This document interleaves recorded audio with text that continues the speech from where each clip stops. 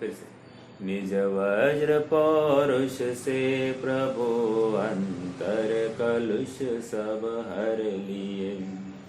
प्रांजल प्रदेश प्रदेश में पीयूष निर्झर झर गए।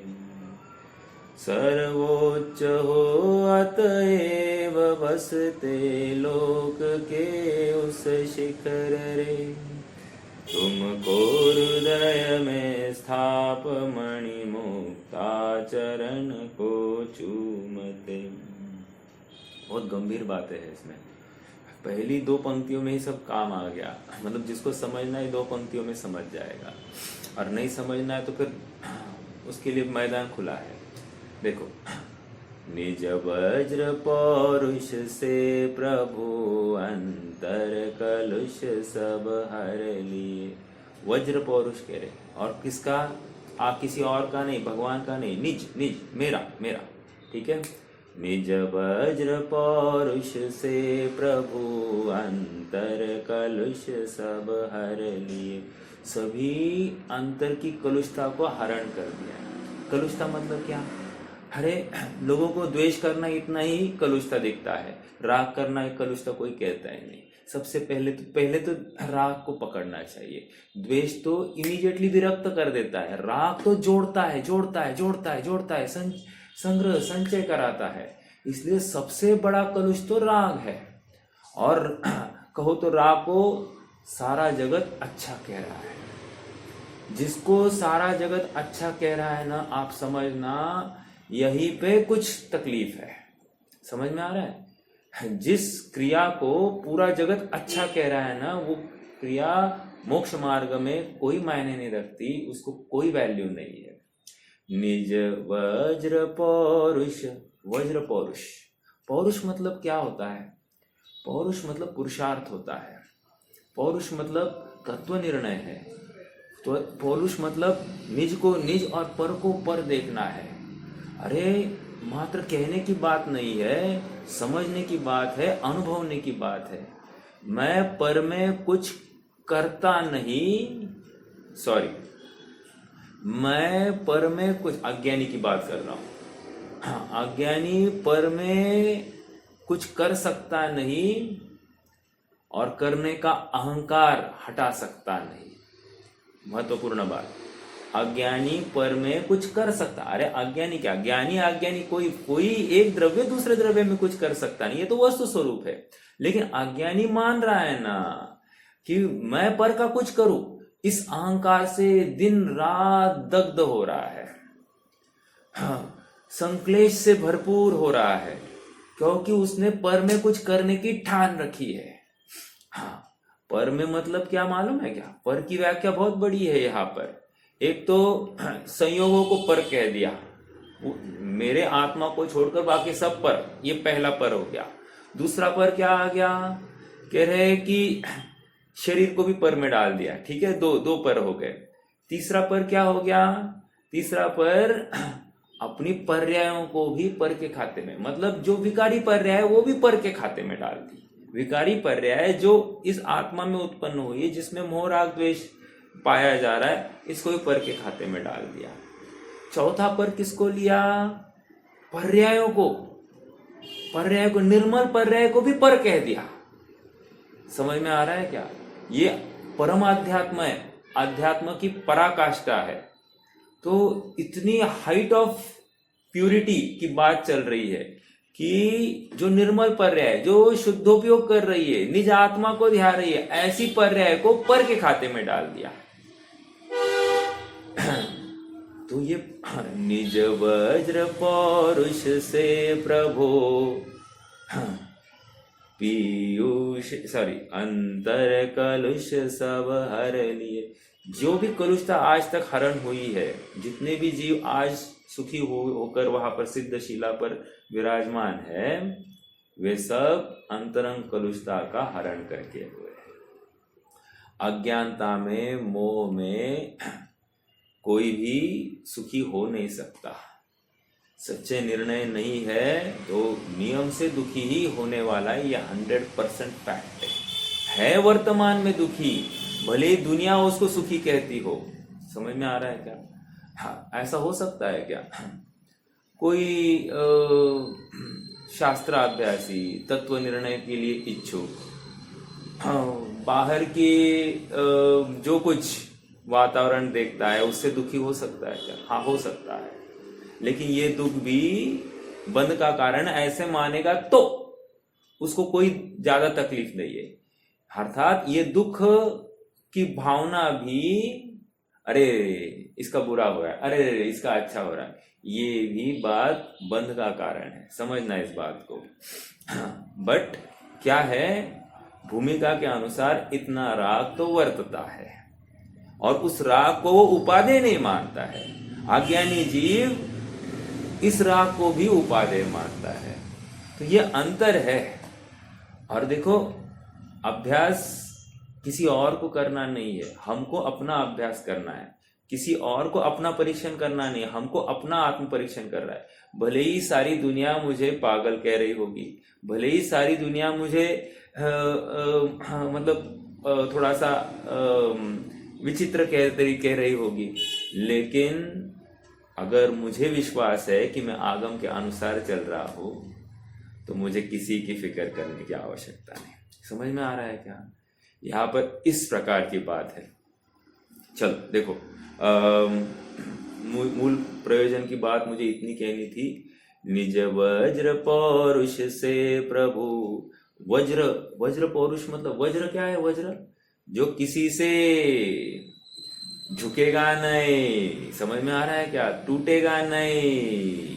इतना, अरे चाहो तीर्थंकर आकर मुझे कह दे कि तुम गलत प्रकार से ध्या रहे हो अपने आत्मा को, तो भी मैं नहीं सुनूंगा। क्यों? क्योंकि मुझे वस्तु स्वरूप समझ में आ रहा है ना। वस्तु स्वरूप जिसको समझ में आ रहा है वही अपनी आत्मा को ध्याएगा। समझ में आ रहा है? हाँ, इसके लिए बहुत बहुत गंभीर होना, प्रामाणिक होना, समर्पित होना, वही जीव आगे बढ़ने के लिए पात्र है। नहीं तो जिनवानी मिली क्या और नहीं मिली क्या, इसमें कुछ भी फर्क होने वाला नहीं है। देखो,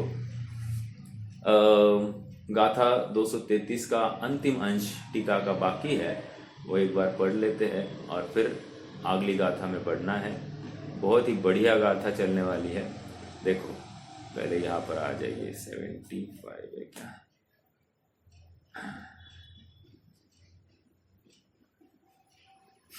गाथा का पाठ करेंगे। आगमहीनो समणो णेवप्पाणं परं वियाणादि अविजानन्तो अर्थे खवेदिकं मानिकिध भिक्खु।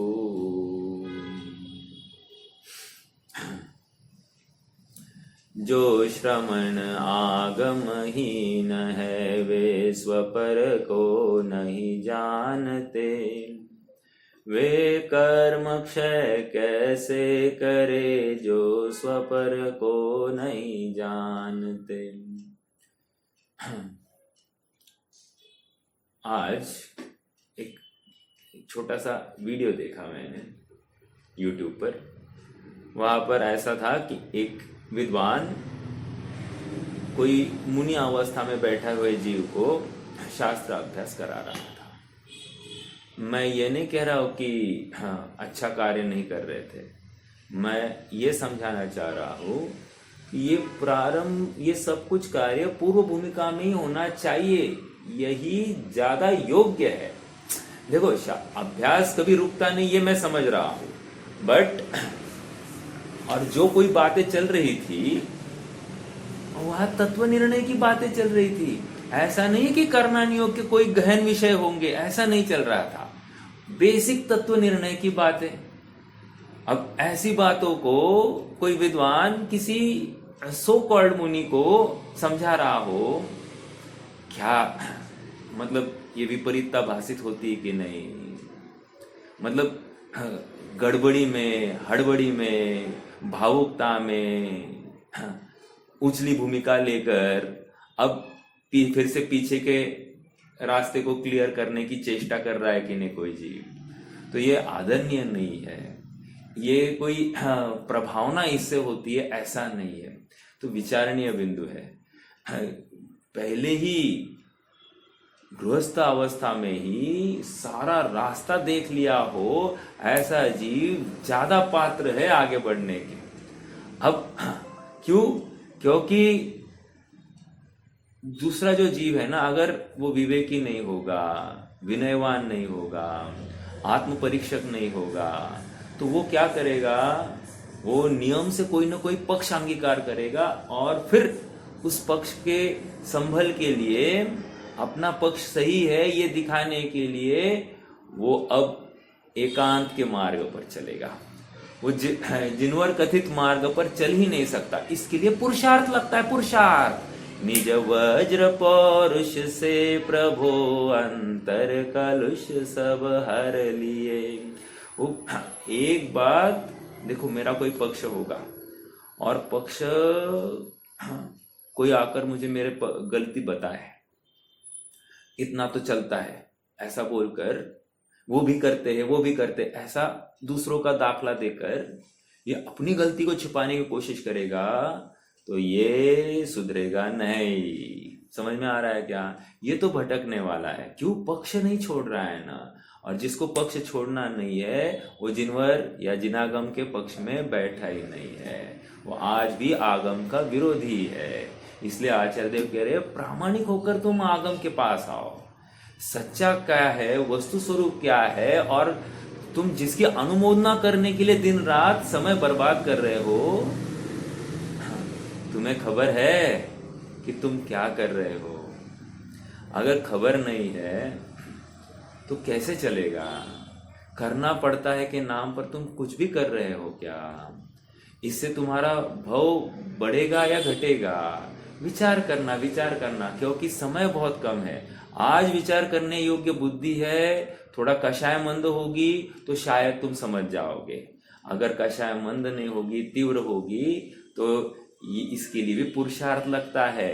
निज वज्र पौरुष से प्रभो अंतर कलुष सब हर लिए। अरे सत मार्ग पर कौन है, असत मार्ग पर कौन है, इतना तो निर्णय कर सकता है ना। सुखी होने का मार्ग कहाँ पर मिल रहा है, मैं किसकी अनुमोदना करूं, किसकी नहीं करनी है, इसका तो निर्णय मैं कर सकता हूं ना। मैं नहीं आगे बढ़ू मार्ग में, कोई प्रॉब्लम नहीं, लेकिन कौन सत्य मार्ग पर चल रहा है, ये मार्ग सच्चा है, ये मार्ग गलत, इतना तो निर्णय कर सकता है कि नहीं, और उस पर अड़िग रह सकता है कि नहीं। अरे कृतकारित अनुमोदना, अनुमोदना का कितना बड़ा पाप है, हम नहीं समझ रहे। इसको मिथ्यात्व नहीं मानते अपन, और इस मिथ्यात्व का फल अनंत संसार है। हाँ, मैंने पहले भी कहा था, कितना बंद होता है एक समय के मिथ्यात्व के बंद का कितना काल बनता है अपने जैसे जीवों को। वर्तमान में पंचम काल के संगी पंचेंद्रिय मनुष्यों को छोटा सा छोटा मिथ्यात्व किया, बड़ा मिथ्यात्व की बात नहीं कर रहा हूं, छोटे से छोटा मिथ्यात्व किया। मिथ्यात्व तो मिथ्यात्व होता है, लेकिन उसके भी अनुभाग हीनादिक होते हैं ना। तो मैं कम अनुभाग वाला मिथ्यात्व किया, तो ऐसा मिथ्यात्व का बंध कितने काल का होगा, कोई बताएगा? और हमको भय ही नहीं है। इसलिए आचार्य देव ने कहा आगम समझो फिर परमागम को समझो। अरे हम आगम ही नहीं समझ रहे तो परमागम कब समझेंगे? समझ में आ रहा है क्या? अरे एक समय के मिथ्यात्व का बंद कोड़ा कोड़ी सागरों में है। कोड़ा कोड़ी सागर, एक सागर नहीं बात कर रहे, करोड़ गुणिले करोड़ सागर एक समय के मिथ्यात्व का फल है। अगले समय का समय, हाँ सेकंड नहीं, समय, क्योंकि एक सेकंड में संख्यात हजार, युक्त असंख्यात अवलिया खत्म हो जाती है। एक सेकंड में युक्त असंख्यात, अब जघन्य या कौन सी मुझे वो ये नहीं मालूम, बट युक्त जघन्य युक्त असंख्यात अवलिया जब खत्म होगी तब जाकर एक सेकंड होता है। और हमने देखा है कि जघन्य अंतर्मुहूर्त कितना है, एक अवली प्लस एक समय, तो ये इतना कम समय है। और हमने जघन्य युक्ता संख्यात अवलिया, असंख्यात का माप वो गड्ढा खोदना पड़ेगा, अरे बहुत बड़ा माप है। आप करणानी योग थोड़ा सा समझोगे, आगम को समझोगे, तब जाकर उसमें आपने अपनी कितनी भटकन हुई है, मेरे इस परिणाम का फल क्या है और मैं कितने दुख भोगे हैं, ये तुम समझ में आएगा। भगवान के सामने आकर कहते हैं, भगवान मैंने कितने दुख भोगे तुमको खबर है। अरे तुमको खबर है तो भगवान को खबर लेकर क्या लाभ है? मुझे खबर होनी चाहिए कि मैं दुखी हूं कि नहीं हूं। भगवान को खबर रखने के लिए वो क्या रिकॉर्ड कीपिंग रखेगा अपनी? हाँ भाई यहां पर दुखी हुआ, यहां पर दुखी हुआ, ऐसा नहीं है बाबा। तुम संसार परिभ्रमण से थके हुए हो या नहीं थके हो? यदि थके हो तो हमारे पास आओ, यदि थके नहीं हो तो ये बात का तुम सुनकर विरोध ही करोगे, 100% विरोध करोगे। देखो आगे बढ़ते हैं।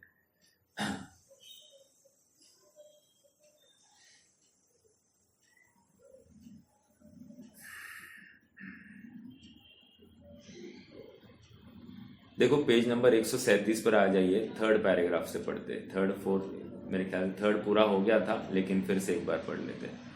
आगम का मर्म समझकर आगम की उपासना करे तो स्वपर भेद विज्ञान होकर राग द्वेषादि भाव कर्म 1, निमित्त रूप द्रव्य कर्म 2 तथा ज्ञप्ति परिवर्तन रूप कर्मों का नाश होता है। बेसिक पॉइंट कहा है, आगम का मर्म समझना। आगम का मर्म समझने के लिए सच्चा सुखार्थी जीव होना चाहिए। आगम का मर्म समझने के लिए जागरूक जीव चाहिए। आगम का मर्म समझने के लिए विवेकी जीव चाहिए। आगम का मर्म समझने के लिए पुरुषार्थी जीव चाहिए। आगम का मर्म समझने के लिए सुख की छटपटाहट लगनी चाहिए। समझ में आ रहा है क्या?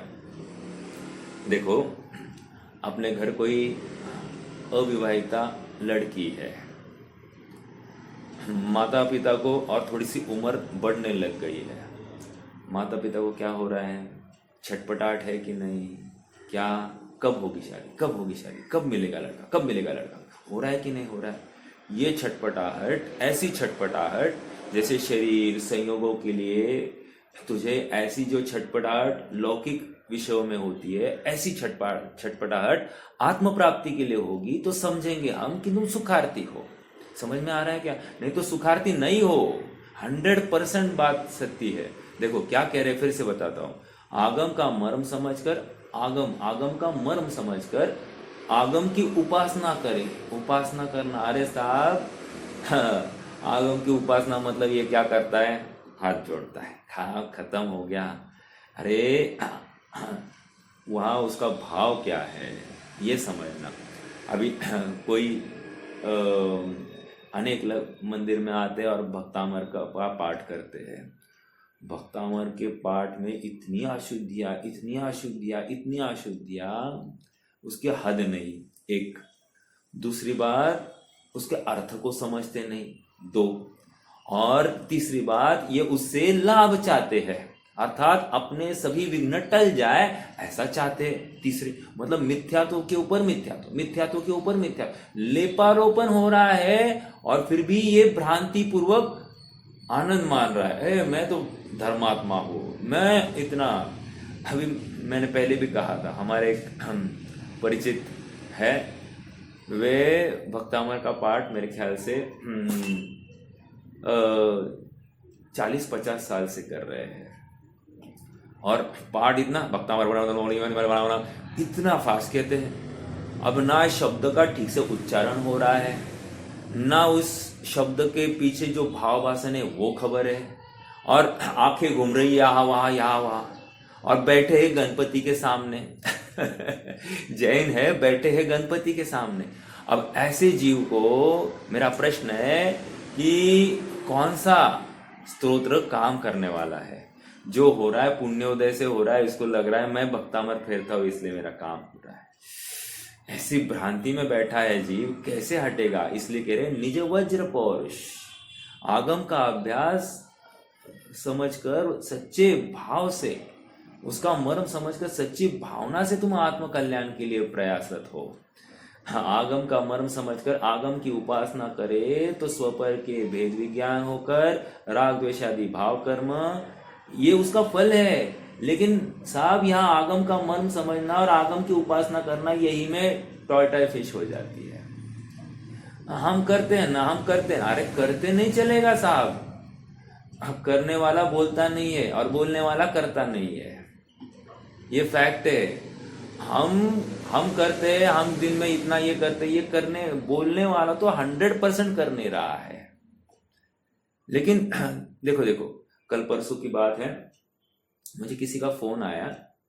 फोन पर वो मुझे बता रहे थे कि किसी शादी में जो माहेरा होता है ना, मतलब भाई के पक्ष वाले लड़की के बहन के बेटे बेटी के लिए जो कुछ देते हैं, उन्होंने एक्स फिगर करी, मान लो 10 लाख उन्होंने माहेरा किया। माहेरा मतलब भाई की तरफ से बहन के लिए गिफ्ट। अब और सबको क्या कह रहे हुए, हमको 21 का करना था लेकिन 10 का ही किया। अब मेरा प्रश्न है आपको इसमें, जो ये कह रहा है कि हमको 21 करना था 10 का ही किया, क्यों किया? क्योंकि थोड़ा सा पैसे का शॉर्टेज है। ऐसा व्यक्ति के मन में छल है कि नहीं?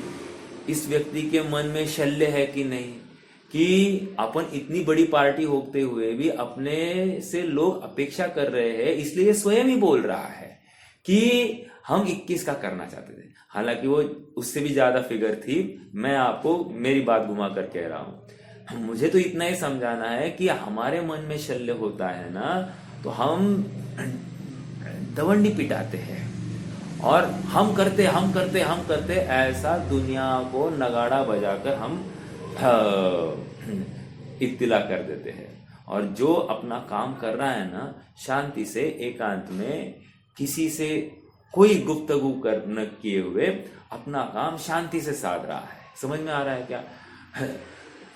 मैंने एक बार कहा था ना, बजने दे तू लोक की तंत्री को, तू उसको ना छेड़, तुझे क्या पड़ी जगत की, तू अपनी आप निबेड़। अर्थात ज्ञानी जीव, सुखार्थी जीव, वो अपना अपना लोटा छानने के लिए पीछे लगा है। भाई मेरी कषाय कहाँ हो रही है, मुझे सुखी होना है। और सुनो, सुखी होने के लिए कोई पर पदार्थ मेरे आड़े नहीं आया है। मान लो पति पत्नी प्रतिकूल है, माता प्रतिकूल है, घर का वातावरण प्रतिकूल है, अपने सगे संबंधी प्रतिकूल होंगे, तो ये दुखी होना चाहिए या नहीं होना चाहिए? यदि सच्चा सुखार्थी हो, यदि इसने आगम का मर्म समझा हो, अभी मैं मुद्दे पर आ रहा हूं, आगम का मर्म जिसने समझा हो, इन सभी प्रतिकूलता के बीच में वो सुखी रहने की कला सीख लेगा। कोई परद्रव्य मेरा किंचित मात्र भी दुख देने वाला नहीं है, और कोई पर पदार्थ किंचित मात्र भी मुझे सुख प्रदान करने वाला नहीं है। ये निर्णय जिसका हो गया है ना, वो आगे बढ़ेगा। और देखो फिर है इतने क्रियाकलापों में, इस दलदल के बीच में वो सुखी रहने की कला डेवलप करता है। और डेवलप किसके बल पर करिए? आगम से वस्तु का स्वरूप समझकर, और सच्ची प्रैक्टिस की है, सच्ची साधना की है, सच्चे पैशन से ये इसमें जुड़ा है, तभी तो जाकर काम होने वाला है। देखम देखी, ऊपरी ऊपरी, इससे काम नहीं होता है। समझ में आ रहा है क्या?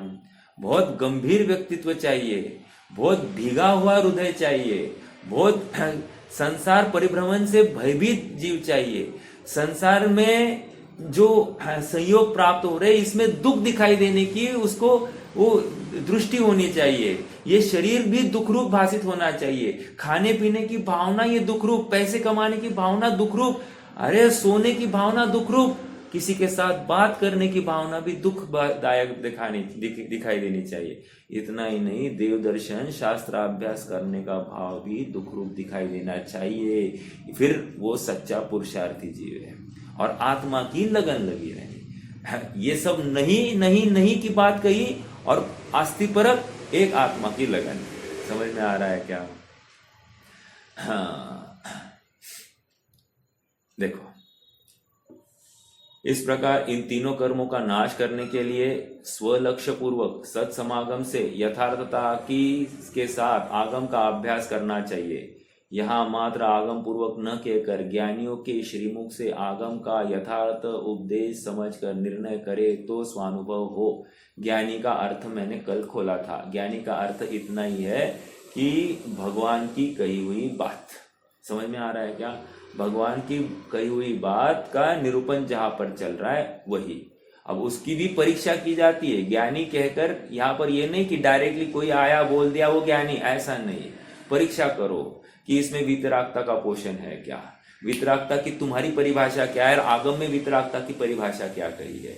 तुम दोनों को समझो, वो कौन सी भूमिका में किस क्रिया को वितरागमय कहा जा सकता है, कौन सी भूमिका में कौन सी क्रिया को वितरागमय। अभी जैसे 11वें 12वें गुणस्थान में वितरागता मतलब वहां पर चारित्र मोह के नाश की बात है, और 6वें 7वें गुणस्थान में वहां पर संज्वलन कषाय के तीव्र या मंद उदय में जो कोई परिणाम हो रहे हैं उसको अपन वितरागता कह रहे हैं। और 4थे गुणस्थान में एक अनंतानुबंधी के अभाव में प्रकट जो साम्य भाव है उसको हम वितरागता कह रहे हैं।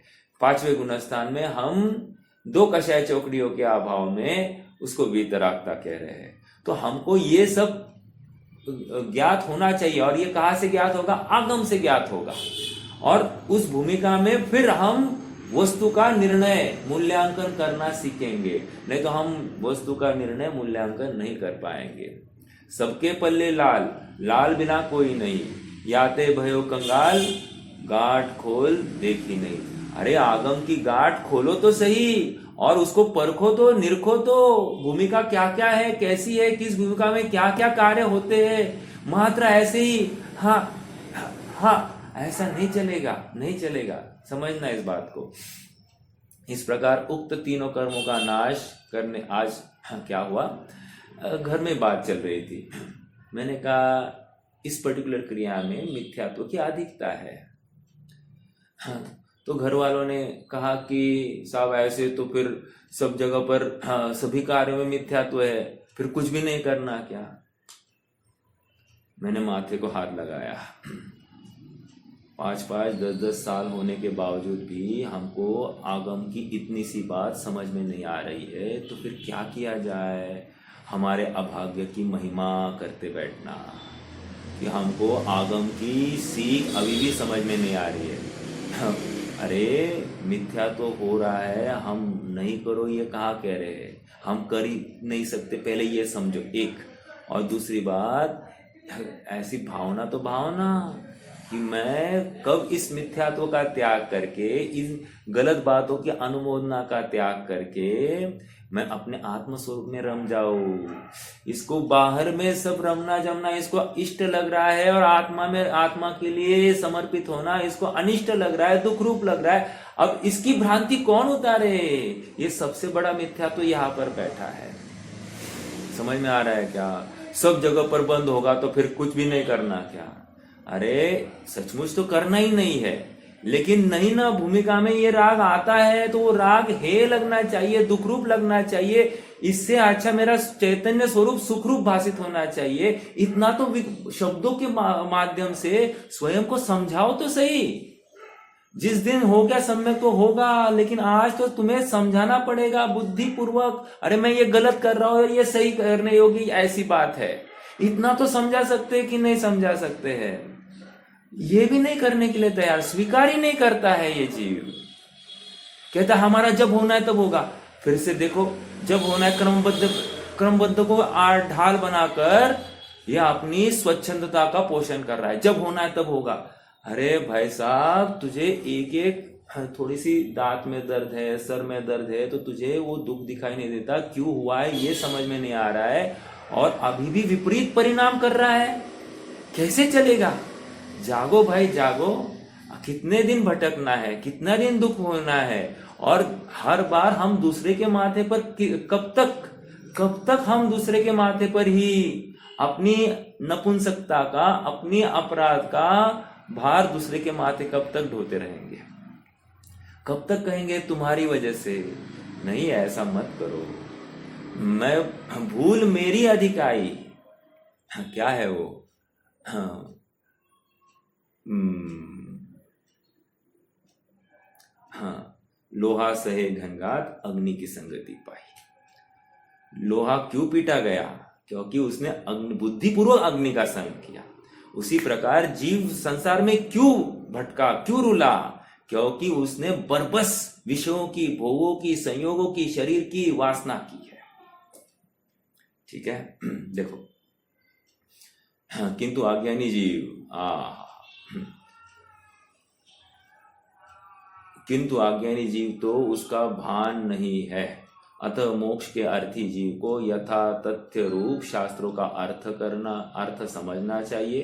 फिर से पढ़ो, यथा तथ्य रूप, जैसा अर्थ निकालना है वही अर्थ निकालना, तुम्हारी बुद्धि से नहीं निकालना। और यदि तुम्हें समझ में नहीं आ रहा है तो एक ही मार्गदर्शक तत्व है, इसमें से वितरागता का पोषण कैसे करें।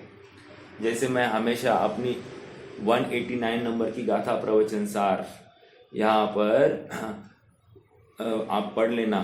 वहां पर क्या कहा, दूसरे ज्ञेय तत्व प्रज्ञापन में, वो 189 नंबर की गाथा किसी को याद है क्या? राग द्वेष का कर्ता निश्चय, शुद्ध निश्चय न से कहा है। राग द्वेष का कर्ता शुद्ध निश्चय न से कहा है। अब अरे ऐसे कितने ही विद्वान थे जिन्होंने कहा चूक गए हैं, कुंद कुंद यहां पर चूक गए हैं। अरे आचार्य नहीं चूके हैं, तुम समझने में चूक रहे हो। ऐसा समझना चाहिए। मतलब शुद्ध निश्चय नए से कहने का भाव क्या है। अपनी काफी चर्चा हुई, आप पिछले प्रवचन जरा एक बार फिर से देख लेना और अपने मेमोरी को रिकॉल करना, रिफ्रेश करना। 189 नंबर की गाथा का वो मैंने अर्थ कर रहा था। देखो, अभी सभी प्रकार से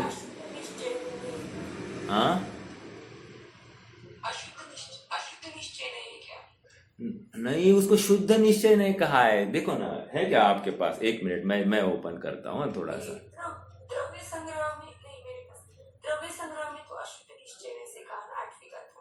हाँ, वहां कहा है ना, यही तो मैं कह रहा हूँ प्रवचन सार में। इसलिए तो विद्वानों ने यहाँ तक बोल दिया कि कुंद कुंद चूक गए हैं यहाँ पर ये गाथा लिखते समय।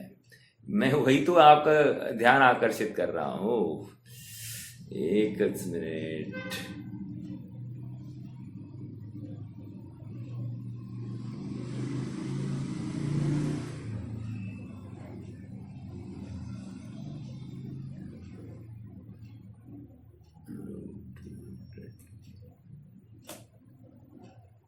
अरे वाह, योग से तो बहुत पास में आया हूँ।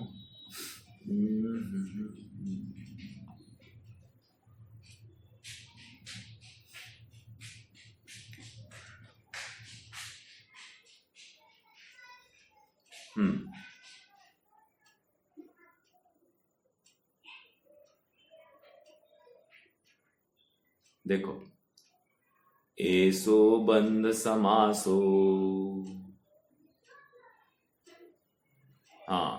ऐसो बंध समासो जीवाणम निश्चयेन निदिष्टो अर्हन्ते हिम जदीणम व्यवहारो अन्नहा बणिदो। यह बंध का संक्षेप जिनवर देव ने यति वृंद से नियत नय से कहा है, व्यवहार इससे अन्य है। बंध का संक्षेप नियत नय से कहा है। अभी उसकी टीका पढ़नी है। देखो, टीका पढ़ूंगा। राग परिणाम ही आत्मा का कर्म है और वही राग परिणाम पुण्य पाप रूप द्वैत है। आत्मा राग परिणाम का ही करता है, उसी का ग्रहण करने वाला है और उसी का त्याग करने वाला है। यह शुद्ध द्रव्य का निरूपण रूप निश्चय नय है। अब पकड़ना, ये पकड़ में आए क्या?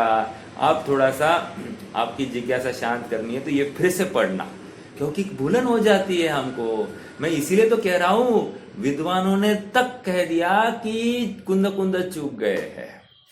हर बंद को बंध का कर्ता आत्मा को कह रहे हैं यहाँ पर। आत्मा ही बंध का करता है, उस पर्याय को आत्मा ही कर रहा है। विचार करना। अपनी हो गई है, काफी चर्चा हो गई है इसके ऊपर, बट मुझे यही समझाना है कि हम पक्ष नहीं करेंगे। हम कहाँ चूक रहे हैं, हमारी कहाँ गलती है। बोलिए भैया, बोलिए। उसके निमित्त के एंगल से ही बोले गए हैं ना। नहीं ना, आप पढ़ो तो सही। तो निमित्त कुछ नहीं, निमित्त अकिंचित करे यहाँ पर। रागादिवा आत्मा ही नहीं ऊपर है, लेकिन वो उसका निमित्त कर्म के उदय है, तो फिर वो कर्म के उदय अगर नहीं रहते तो आत्मा ही करता है, ऐसा निश्चय बोला जाता था। के उदय निमित्त है, इसलिए फिर वो निश्चय से। Sir, I am you are sadly mistaken. आपका बेसिक्स में बहुत ढीलपुल है। आपने सभी एडजस्टमेंट्स कर दिए है और you have come to a conclusion जो कि योग्य नहीं है। बहुत गंभीरता से जिनवानी को सुनना, समझना। आप अभी जो बोल रहे हैं, मैं तो मुझे आश्चर्य हो गया है, क्योंकि आप मुझे काफी दिन से सुन रहे हैं एंड स्टिल विषय क्लियर नहीं हो रहा है। तो थोड़ा सा गंभीरता से अभ्यास करना है। अभी तक कुछ भी क्लैरिटी नहीं है अपने को वस्तु स्वरूप संबंधी, ठीक है। मैंने काफी चर्चा की। आप 189 गाथा की अपनी मेरे प्रवचन ढूंढकर आप उसको सुन लीजिएगा, ठीक है। और मेरे ख्याल से 2-3 प्रवचन तो हुए ही होने चाहिए, मुझे अभी आज याद नहीं है, बट इतने तो होने ही चाहिए। और गंभीर और सारी बातें खोली है। मेरे ख्याल से सोनाली भाभी ने उस समय प्रश्न भी पूछा है और उस प्रश्न में मैंने एक उत्तर भी दिया है जो आपको एकदम परफेक्ट समझ में आ जाएगा विषय पूरा। चलिए, कहा थे भाई हम? यही तो मैं कह रहा हूं कि हम अभी तक आगम का अभ्यास भी करना नहीं जान रहे हैं और हम भेद विज्ञान की कल्पना कर रहे हैं, और हम आगम का अभ्यास, आगम के मतितार्थ को भी नहीं समझ रहे हैं, और हम जो आगे बढ़ रहे हैं उनमें कोई कमी देख रहे हैं। समझ में आ रहा है क्या?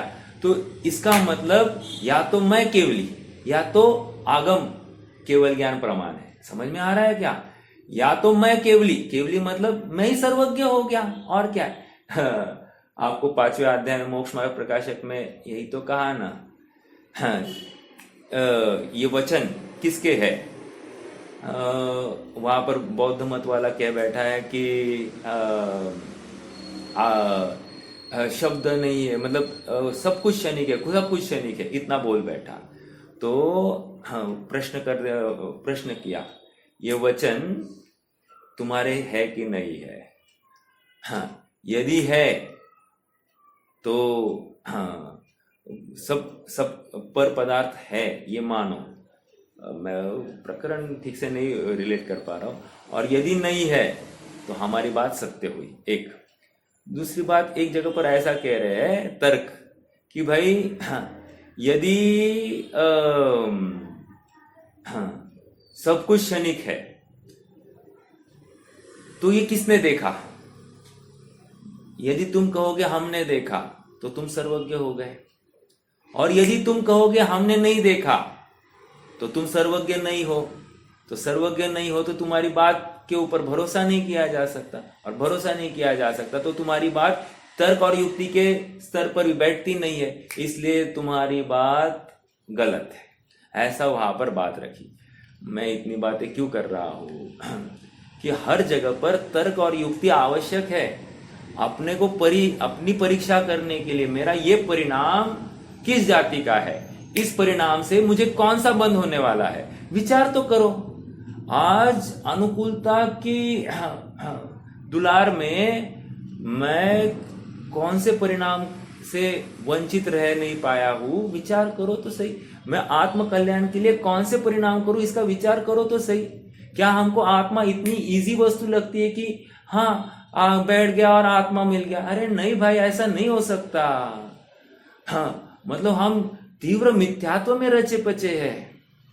हाँ, हमको सच्चे देव शास्त्र गुरु का निर्णय नहीं हो रहा है और हम एकांत में बैठकर सामयिक करके हम आत्म कल्याण करने की कितनी बरबस कल्पनाएं कर बैठ रहे हैं, इसका विचार करना। देखो बहुत गंभीर है, जागने का अवसर है। मैं बार बार मेरे पिछले 3-4 लेक्चर्स में यही बात कह रहा हूँ, क्योंकि मुझे इर्द गिर्द में मालूम नहीं, मुझे एक अनसेटिस्फैक्ट्री फीलिंग आती है कि भाई क्यों लोगों को समझ में नहीं आ रहा है कि हम कुछ कर नहीं सकते, क्यों लोगों को समझ नहीं आ रहा है कि कोई हमें सुखी कर नहीं सकता, क्यों हमको बरबस हमको गलत कार्यों में प्रवृत्ति के लिए हम घसीटे जा रहे हैं, ऐसा क्यों हो रहा है। हम क्यों दृढ़ता से कह नहीं सकते नहीं ये गलत है, मैं इसका अनुमोदन नहीं कर सकता। अरे हमको बोलने का क्यों नहीं साहस आ रहा है। अरे हमारे पीछे आगम है, हमारे पीछे केवली भगवान है। अरे केवली भगवान की शरण में आओ तो सही। केवली पन्नत्तो धम्मो शरणम, केवली प्ररूपित धर्म उत्तम, केवली मंगल है, उत्तम है, सब कुछ शरणभूत भी यही है। और हम किसके किसके शरण में जाते हैं, कुगुरुओं के शरण में जाते हैं, मिथ्या दृष्टियों के शरण में जाते हैं, और हमको खेद भी नहीं होता है, हमको डर भी नहीं लगता है मैं कहाँ जा रहा हूं। इस समय में अगर मेरी आयु बंद हो गई तो मैं कहाँ बैठूंगा, मुझे कहाँ जगह मिलेगी। फिर तत्व ज्ञान कहा, यदि अवसर चूका तो भव भव पछताएगा, जिया कब तक उलझेगा, संसार विजल्पो में। क्या है मुझे बोल नहीं है यार, मतलब भटकने की बातें है ये सब। विचार करना, मैं भटक रहा हूं, अटक रहा हूं या बाहर निकल रहा हूं, समझ में आ रहा है। निरंतर बाहर निकलने की छटपटाहट होनी चाहिए, उस मेंढक की तरह। मालूम है आपको, एक मैंने खबर सुना, किसी ने तो सुनाया था, कोशिश करने वालों की हार नहीं होती। उदाहरण क्या दिया था उस वक्ता ने, बच्चा था उस वक्ता ने उदाहरण दिया था। देखो एक मेंढक था, मेंढक 2 मेंढकों की बात रखी उसने। एक मेंढक था, वो गलती से दूध में गिर गया तो अब उसने कहा अरे ये दूध में आ गया, मैं कैसे ऊपर आऊंगा, मैं नहीं उठ सकता। ये पहला मेंढक। दूसरा मेंढक वो भी दूध में गिर गया। अब वो क्या कर रहा है, हाथ पैर मार रहा है, मार के हार मार के क्या हो गया, वो दूध का दही बन गया अपने आप वो। और हाथ पैर मारने से वो ऊपर ही तैरता रहा और थोड़े समय में दूध का दही बन गया, और दही बनने के बाद में ये बाहर निकल गया। कोशिश करने वाली, पुरुषार्थ की बात कर रहा हूं। देखो मतलब लौकी भी कोई चीज प्राप्त करनी है तो पुरुषार्थ करना ही पड़ेगा। यथार्थ पुरुषार्थ, अयथार्थ पुरुषार्थ, इसमें मैं नहीं जा रहा हूं। और पारमार्थिक भी कोई सिद्धि करनी है तो पुरुषार्थ करना, मतलब परमार्थ की सिद्धि के योग्य पुरुषार्थ करना ही पड़ेगा। और वो सच्चा पुरुषार्थ आगम अभ्यास से शुरू होता है। अभी तक आगम अभ्यास में ही हमारी नैया ठीक से खड़ी नहीं हो पा रही है। आगे आत्मा कैसे समझेंगे, परमागम स्वरूप अपना आत्मा कैसे समझेगा, विचार करना बहुत विचारणीय बिंदु है। सब कुछ मिलकर इस गाथा और उसकी टीकाओं में एक ही बात कही गई है, एक ही बात, 100 बात की एक बात। क्या कि जिस श्रमण को आगम का और परमागम का देखो और लगाया जा रहा है, मतलब आगम ऑप्शनल नहीं कहा है और परमागम कंपलसरी नहीं कहा है। आगम कंपलसरी, आगम में से कंपलसरीली तुम परमागम निकालना और कंपलसरीली उस परमागम का विषयभूत आत्मा को ध्याना। इतनी सब प्रोसेस है, ये पूरा कंपलसरी विषय है। No options. हाँ, आगम और परमागम का ज्ञान नहीं है। अरे कहाँ गया भाई।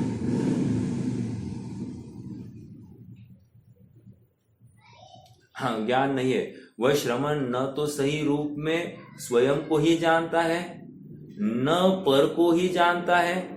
इस प्रकार स्व और पर को जाने बिना अर्थात दोनों के बीच भेद विज्ञान किए बिना कर्मों का नाश कैसे हो सकता। देखो, ऊपरी ऊपरी हमको क्या लगता है, पुद्गल जड़ है, स्पर्श रस गंध वर्ण वाला, और मैं आत्मा हूं, मैं चेतन हूं। अरे हो गया है, अब ये तो मैं तो समझने लग गया। ऐसा समझने लग गया, ये ज्ञान बोल रहा है तुम्हारा, ये चारित्र मोह बोल रहा है। श्रद्धा बोले, श्रद्धा स्व और पर को भिन्न करके पर में जो अपनत्व था, पर में जो समर्पण था, वो हटाकर अब स्व में लाए। तो दिखाओ तो सही हमारे लिए तुम कितने समर्पित हो, तो मानेंगे हम। समझ में आ रहा है? हाँ, तात्पर्य यह है कि कर्मों के नाश के लिए स्व और पर के बीच सीमा रेखा जानना अत्यंत आवश्यक है, क्योंकि इस सीमा रेखा को जाने बिना स्व का ग्रहण और पर का त्याग कैसे संभव है। देखो, ग्रहण पूर्वक त्याग होता है, और त्याग वो ग्रहण पूर्वक ही होता है। हाँ, मैं हमेशा उदाहरण देता हूँ। छोटा बच्चा है, उसके हाथ में चाकू है, हाँ, नाइफ। अब उस नाइफ को वो कैसे ही पकड़ रहा है, हाँ, कहो तो जिससे हाथ कट सकता है उस भाग से वो, हाँ, उस भाग को पकड़ने की चेष्टा कर रहा है। अब खींचेंगे तो भी हाथ कटेगा। अब उसके हाथ से कैसे निकालना, उसको उससे अच्छी कोई चीज दी जाए और उसको वो रुचिवंत लगे। खाली चीज रखी इसलिए वो छोड़ेगा, ऐसा नहीं। यदि उसको चाकू ही अच्छा लग रहा है, वो दूसरी चीज को क्यों ग्रहण करेगा? वो दूसरी चीज तभी ग्रहण करेगा जब इससे ज्यादा आकर्षक भाषित हो। अब हमारी तकलीफ क्या है, हमको आत्मा दिखाया जा रहा है, लेकिन हमको आत्मा विषयों से, भोगों से, संयोगों से आकर्षक भाषित ही नहीं हो रहा है। अरे मूर्तिक पदार्थ इतने सुहावने दिखाई दे रहे हैं, हाँ, और उसके अगेंस्ट आत्मा अमूर्तिक नीरस, उसमें कुछ भी, अरे क्या करना, खाली आत्मा को जानना, मैं शुद्ध हूं, मैं बुद्ध हूं, इसके आगे कुछ नहीं है। तो इसको लगता ही नहीं यार कुछ करने योग्य है। अरे लौकिक रुपया पैसा कमाने में कुछ तो जील है, थ्रिल है। अरे थ्रिल के नाम पर कहा जाता है, एवरेस्ट चढ़ता है, सागरों की गहराई में जाता है, थ्रिल के नाम पर। समझ में आ रहा है कैसे होगा? विचार करना। कर्मों का नाश कर मुक्ति की प्राप्ति करने के लिए आत्मज्ञान और स्व और पर के बीच में भेद विज्ञान होना अत्यंत आवश्यक है। इसलिए आत्मज्ञान और भेद विज्ञान के लिए आत्मार्थियों को आगम और परमागम का अभ्यास अवश्य करना चाहिए। ओके, ये गाथा हो गई। अब 234, अब मजा आएगा, सुनो। हाँ, और ये प्रामाणिक होकर इस गाथा का आप शांति से ना पढ़ना, 50 बार पढ़ना, 100 बार पढ़ना, और ना उसमें से आगम चक्षु का अर्थ निकालने की कोशिश करना। आगम चक्षु समझ में आ रहा है क्या? ये मैं मेरे लिए नहीं, मतलब जो सुखार्थी है ना वो ये करेगा ही करेगा, और जो सुखार्थी नहीं ना, यार क्या है आगम चक्षु, हाँ आगम को पढ़ना और उसको उसमें जैसे कहा है वैसे समझ लेना और वैसा पालन करते रहना। समझ में आ रहा है? अरे लोगों को लगता है क्या है तुम्हारी क्रियाकलाप चलती है, दिन भर तुम क्रियाकांडों में अटके है, ऐसा धर्म होता है क्या? ऐसा भी कहने वाले लोग हैं। मतलब उनको क्रियाकांड धर्म को, अरे वो आगम का ही एक भाग है कि नहीं? चरणानी योग आगम का भाग है कि नहीं? आचारांग सूत्र क्या कह रहा है? आचरण कैसे करना, यही तो कहा है कि नहीं? और हमने धड़ल्ले से उड़ा दिया उस आचरण को, बोले ये आगम है ही नहीं, इससे काम होगा ही नहीं। और यहाँ पर स्ट्रिक्टली और कह रहे हैं कि आगम पढ़ना ये कंपलसरी सब्जेक्ट है। अभी ना श्रेयांश को सीए की एग्जाम में एक ओपन बुक टेस्ट है। मतलब एक पेपर है ना, 5 पेपर का मिलकर एक पेपर देना है, और वो ओपन बुक है। इसका मतलब मालूम बच्चे क्या करते हैं? सारे के सारे पोथन में 20-20 किताबें वो लेकर जाते हैं क्योंकि देखकर लिखने हैं आंसर। अब मेरा प्रश्न है, कौन देख पाएगा, कौन उसमें से यथार्थ उत्तर ढूंढ पाएगा? और जिसने कभी पढ़ा हो वही तो उसमें आंसर ढूंढ पाएगा, जिसने पढ़ा ही नहीं वो आंसर कहाँ से ढूंढ पाएगा। मैं ये क्यों कह रहा हूं, अरे जिसने आगम ही पढ़ा नहीं है वो परमागम कैसे निकाल पाएगा। अरे पहले आगम पढ़ना पड़ेगा और आगम के माध्यम से छह द्रव्यों का स्वरूप समझना पड़ेगा। छह द्रव्य में मेरा एक जीव द्रव्य भी एक द्रव्य है और उस जीव द्रव्य में मैं भी एक जीव द्रव्य हूं और जीव द्रव्य में मेरा जीव तत्व वो विचारणीय बिंदु है, वो ध्यान योग्य बिंदु है, वो परमागम है। ये यहां तक ऐसी फ्लो आनी चाहिए। अगर ऐसी नहीं कर पा रहे हैं और प्रत्येक क्षण में प्रत्येक संयोग में हमको ये जीव तत्व ढूंढकर निकालना है, प्रत्येक संयोग में प्रत्येक प्रत्येक प्रत्येक प्रत्येक क्षण में जीव तत्व ढूंढकर निकालना है और वो जीव तत्व जीव द्रव्य में से ढूंढकर निकालना है। हाँ, छह द्रव्य मिले हुए अवस्था में से वो जीव द्रव्य दिखना, जीव द्रव्य में भी वो मेरा जीव तत्व, उसको ढूंढकर निकालना, उसको अलग करना और उसको उपादेय रूप से ध्याना। इसका मतलब अन्य सब गौण किए हैं, है नहीं है, गौण किए है, सब है, लेकिन उनका प्रयोजन नहीं है। अभी जो प्रयोजनभूत पदार्थ है वो मेरा जीव तत्व है, उससे मेरा सुख छिपा है, इसलिए मुझे इसको ध्याना है। इसलिए पर पदार्थ तो है, मतलब द्वेष के कारण है ही नहीं, बट मेरा निज पदार्थ भी राग के कारण नहीं है, वो भी गे ही है। समझ में आ रहा है क्या? लेकिन वो गे इतना आनंदकारी होगा कि उसको ही निरखते रहना है। कहो तो वे मुनिराज ध्यान नहीं कर रहे हैं, कर्ता भाव नहीं है, और कहो तो वे शुद्धोपयोग से बाहर आने के लिए अत्यंत अत्यंत प्रमादी हो गए। शुद्धोपयोग से बाहर आने के लिए वो एकदम, इसलिए मुनिराज का एक शब्द है स्वरूप मंथर, स्वरूप से बाहर निकलने के लिए बहुत आलसी है। समझ में आ रहा है? चलिए चलिए देखो 234 गाथा आज खाली पढ़ेंगे, अभी समय तो हो गया है। हाँ बोलिए, क्या कहा? स्वरूप मंथर, मंथर मंथर।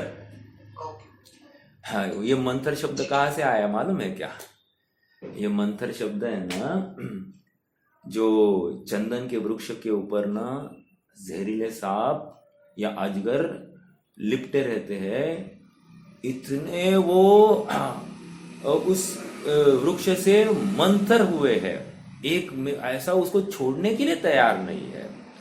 लेकिन देखो एक आश्चर्य का उदाहरण है ये, एक उस मोर की टंकार सुनिए, मात्र मोर की टंकार, और कोसों दूर होगा वो मोर, एक टंकार सुनी है। ये टंकार सुनते ही ये सभी सांप ने जो अपनी पकड़ उस चंदन के वृक्ष को लगाई थी, ऐसी छूट जाए, टपाटप नीचे गिर जाते हैं ऊपर से जमीन पर।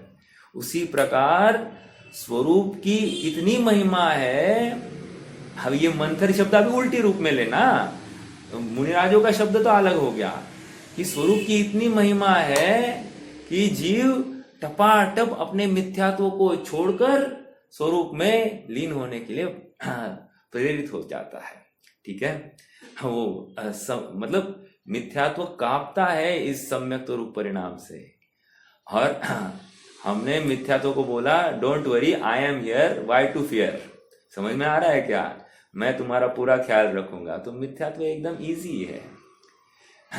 और सुनो, मिथ्यात्व को हटाना है ना, तो मिथ्यात्व के टहनिया फेनिया कुछ नहीं हटानी, डायरेक्टली वृक्ष जड़ मूल को हमला करना है, तभी मिथ्यात्व जाएगा। कोई वृक्ष है उसकी टहनियां तोड़ेंगे, काम होगा? नहीं होगा। लेकिन क्योंकि उसमें फिर से नवीन नवीन टहनियां आएगी, तो काम कैसे कर होगा? काम ऐसे होगा कि आप मूल के ऊपर प्रहार करो। देखो, मूल के ऊपर प्रहार करेंगे, अब वृक्ष खड़ा नहीं हो सकता। ठीक है, चलिए गाथा का पाठ करना है ना। बहुत बढ़िया है ये गाथा। विगत गाथा में उक्त तथ्य को प्रस्तुत करने के उपरांत अब इस गाथा में यह कहने जा रहे हैं कि सर्वतो चक्षु, आहा, सर्वतो चक्षु मतलब सिद्ध भगवान बनने के लिए आगम चक्षु होना अनिवार्य है। Underline this, very very very very important. और जो जो विरोध कर रहे हैं आगम का, जो जो चरणानियों का, कर्णानियों का विरोध कर रहे हैं, उन सबको ये गाथा पढ़ो, बोलो, खुली आंख से पढ़ो तो सही। हाँ, गाथा मूलतः इस प्रकार है। आगम चक्षु साहू इंद्रिय चक्षुनि सर्वभूतानि देवाय ओहि चक्षु सिद्धा पुण संवदो चक्षु। फिर से, आगम चक्षु साहू एक, इंद्रिय चक्षुनि सर्वभूतानि दो, देवाय ओहि चक्षु तीन, सिद्धा पुन संवदो चक्षु चार बातें कही जा रही है। इसका हिंदी अनुवाद, साधु आगम, क्या है, कैसी है ध्वनि? साधु आगम चक्षु इंद्रिय चक्षु तो सब लोक है, देव अवधि चक्षु अर सर्वात्म चक्षु सिद्ध है। साधु आगम चक्षु इंद्रिय चक्षु तो सब लोक है, देव अवधि चक्षु अर सर्वात्म चक्षु सिद्ध है। वाह वाह वाह, जबरदस्त जबरदस्त। देखो, अपन खाली प्राकृत का भाव देखेंगे और रुक जाएंगे आज के लिए। क्या कह रहे हैं? आगम चक्षु साहू, एक बात कही, साधु जो होते हैं ना, अर्थात ज्ञानी, साधने वाला, जो अपने आत्म स्वरूप को साध रहा है, उसको साधु कहेंगे। हम कहते हैं जाने दो ना, साधु पुरुष है। साधु पुरुष मतलब वहां पर, हाँ, अच्छा, गुड पर्सन के रूप में वो शब्द है। बट यहाँ पर जो मोक्ष मार्ग के लिए रुचिवंत जी, उसको साधु कह रहे हैं। ओके, जो मोक्ष मार्ग के लिए रुचिवंत है वो साधु नहीं है। हाँ, आगम चक्षु साहू, चक्षु मतलब क्या होता है? चक्षु मतलब चक्षु, हाँ, चक्षु, आंख। चक्षु मतलब चखना नहीं लेना, टेस्ट नहीं लेना। चक्षु मतलब आंख, ठीक है। आगम ही चक्षु है जिसकी, ओ वेरी वेरी वेरी इंपॉर्टेंट, जिसको साधु बनना है, जिसको मोक्ष मार्ग साधना है, जिसको मोक्ष मार्ग में आना है, उसको क्या करना, ये बोल रहे हैं। आगम चक्षु साहू, आगम ही मेरा चक्षु होना चाहिए। चक्षु होकर क्या साहब? योग्य आयोग का निर्णय करना। योग्य आयोग का निर्णय करके क्या करना साहब? योग्य में प्रवृत्ति करना, योग्य की अनुमोदना करना। समझ में आ रहा है क्या? अरे बहुत महत्वपूर्ण बात आ रही है। इतनी हमारी हर कमी को यहाँ पर हाईलाइट किया जा रहा है। हमको देखते आना चाहिए, देखते आना चाहिए। आचार्य देव नहीं कहेंगे ये तो इधर गलत हुआ, ये इधर गलत हुआ। नहीं नहीं नहीं, एक ही बात बोल रहे, मार्गदर्शक तत्व। आगम चक्षु साहू, जो साधु होता है वो आगम चक्षु ही होता है। नहीं मुझे लगता है ऐसा, इसलिए ऐसा ही होना चाहिए, ऐसा ही है। अरे बाबा, तेरी अकल डेढ़ हो गई है, डेढ़ भी हो गई है और डेढ़ भी हो गई है। समझ में आ रहा है क्या? अज्ञानी हमेशा कहता है जग में अकल डेढ़, अज्ञानी की भाषा एक मेरे पास, और बची हुई मतलब आधी पूरे जग में। ऐसी तो अज्ञानी की भाषा है। और ज्ञानी कहता है हे प्रभु, आगम अगाध है, मेरे पास कुछ भी ज्ञान नहीं है, कहाँ आपका सर्वोत्कृष्ट ज्ञान। ऐसा ज्ञानी बोल रहा है। और अज्ञानी बोल रहा है आई हैव इनफ, काफी समझ लिया है, और इससे ज्यादा क्या समझना है। समझ में आ रहा है? ये अंतर है ज्ञानी अज्ञानी में। देखो, आगम चक्षु साहू, और आगम कौन सा साहब? आगम किसी भी चीज को लाओ, ये आगम है, ऐसा नहीं। अब जैसे श्वेतांबर संप्रदाय में 32 आगम बताए गए। वो मेरे ख्याल से ज्ञान गच्छ जो होता है संप्रदाय, वो 32 आगम कहते हैं। मुझे ज्यादा जानकारी नहीं है, लेकिन 32 आगम कहाँ से लाए 32 आगम? अरे आगम किसको कहते हैं ये तो समझो पहले।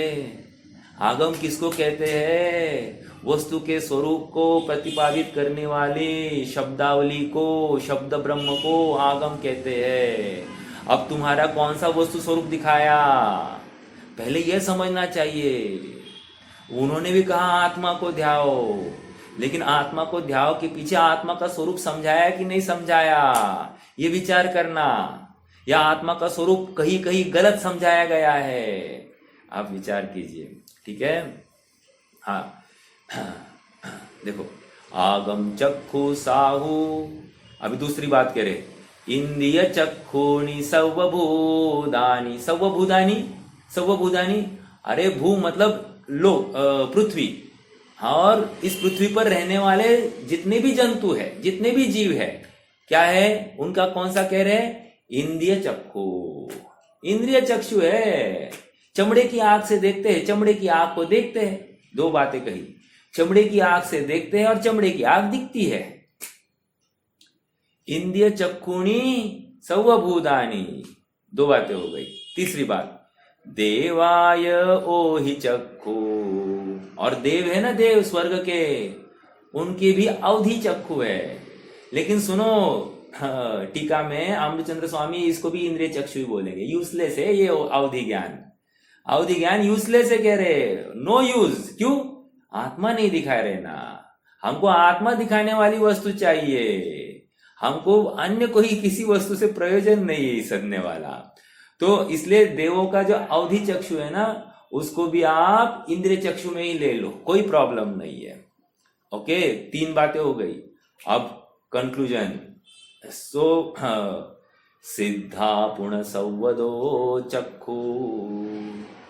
अरे सिद्ध भगवान का कौन सा चक्षु है? संवदो चक्षु, सर्वतः चक्षु। अब क्या है सर्वतः चक्षु, क्या है आगम चक्षु, क्या है इंद्रिय चक्षु, क्या है ओहि चक्षु, इसकी अपन चर्चा कल करेंगे। आज के लिए रुकते हैं। कोई प्रश्न है तो कर सकते हैं, नहीं तो धन्यवाद।